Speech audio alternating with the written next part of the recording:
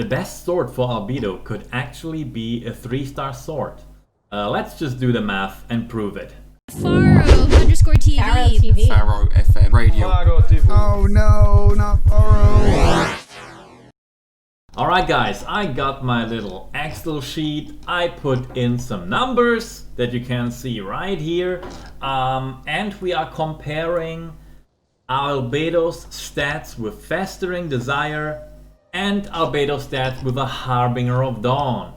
And the interesting thing, of course, is if you look at the numbers, you see that I have already added or subtracted the numbers that Festering Desire would give Albedo.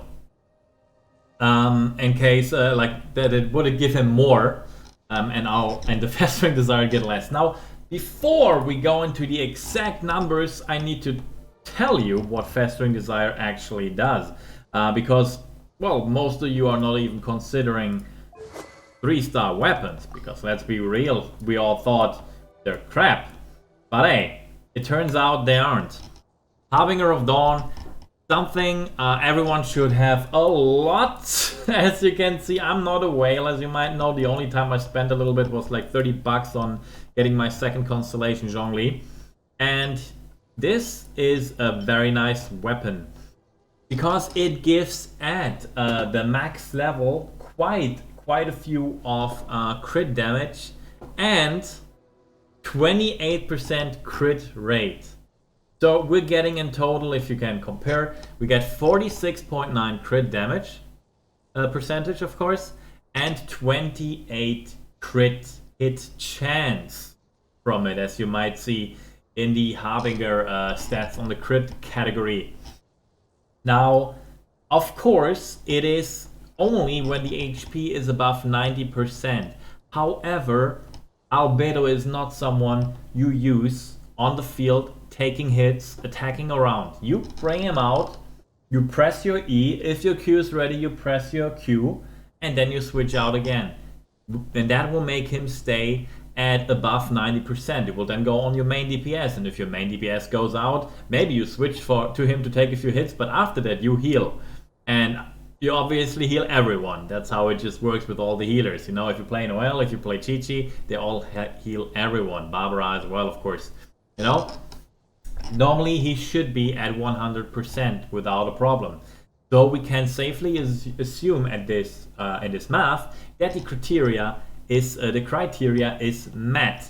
And a few important things: the damage calculations you see here do not take in account any resistances or damage mitigation by level from the mobs. So if the mobs were completely defenseless, level 0 mobs or something, and you deal 100% of your damage to them, then those numbers apply. Of course, they have resistances, they have damage mitigation, so those numbers won't show up like that. But it is just here to compare the stats of the swords.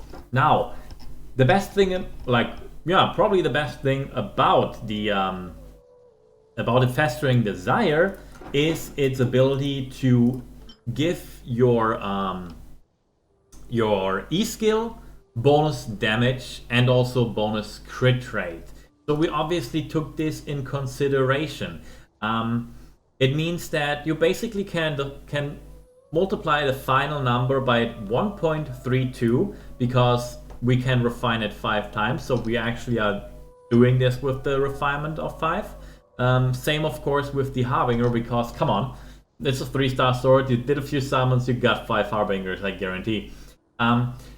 This only obviously works by Albedo being in the very unique position to not be an auto attacker and to also scale of defense and geo damage more than on attack. So a substat of attack percentage or so is not really good. The crit damage is helping you way more, because it also crits with the defense, you know, and it also crits with the geo damage and the ultimate, and so on, you know. So Albedo is in this very unique position that you play him this way and you don't need to hire the attack stat. But even if you should hire the attack stat, The 32%, like if we compare it to like the flute or something, the Festering Desire, 32% damage is still better than some attack damage on the sword. This E skill is not to be underestimated. Okay, but now let's talk about the important parts here.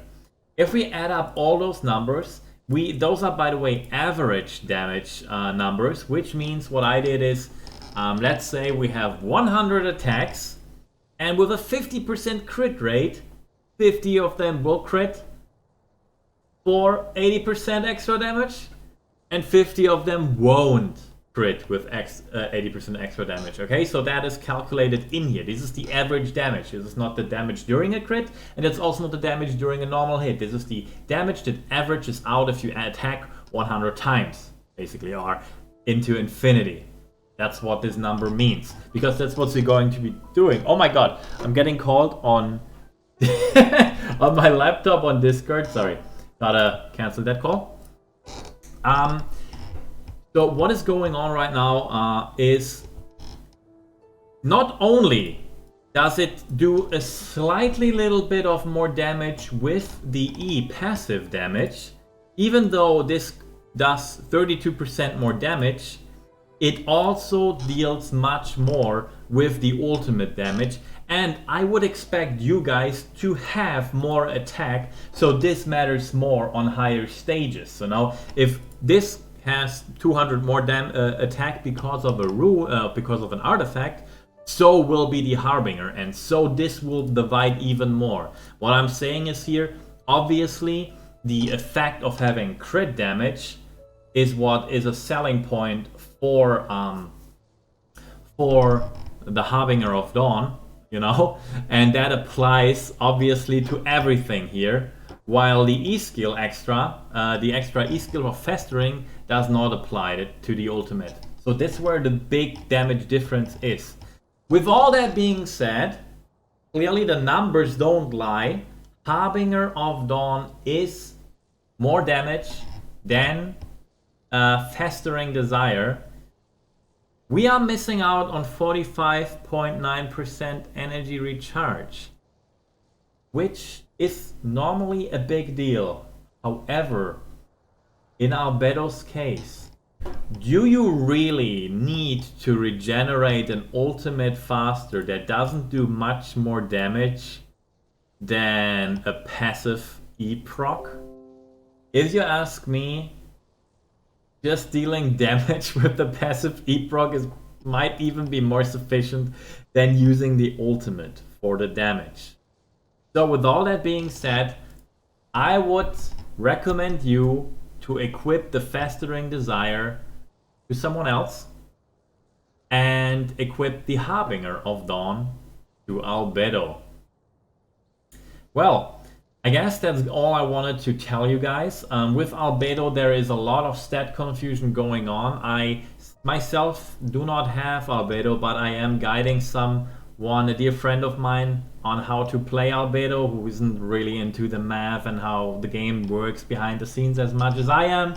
So I take care of that. That's why I am invested in it. You obviously need to balance it out on what you want to play, how you want to play him. I can tell you straight up, he is not an auto attacker. So even if you play him on attack damage, it doesn't make sense to auto attack with him. It will be only about your ultimate, and building him for the ultimate and not for the E in the long run makes you miss out damage. The ultimate would only be for juicy high numbers if that's your guy that you want to do juicy high numbers with. But if you will want to do consistent and bigger DPS, damage per second, then you should build more for the passive, which Festering Desire is supporting, and the Harbinger of Dawn supporting everything a lot. Well, it all makes it just in this case, a little bit better to build him all around his E. That's all I had to say. I hope you enjoy this type of more analytical content. Often when people talk about this, they just say it out, but I prefer to show you guys the numbers. And if you have any questions regarding those numbers, leave them in the comments below. If you want me to answer a more specific question. What is better on my character? I have this character, Pharaoh.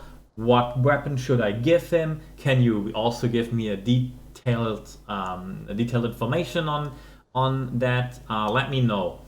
Though I am thinking that this is a pretty exciting one because it just doesn't happen that a 3-star weapon is more effective than a 4-star weapon, or even, I'm not even kidding, Festering Desire is better than unrefined 5-star weapons, and so is the Harbinger of Dawn, if it's better than Festering Desire.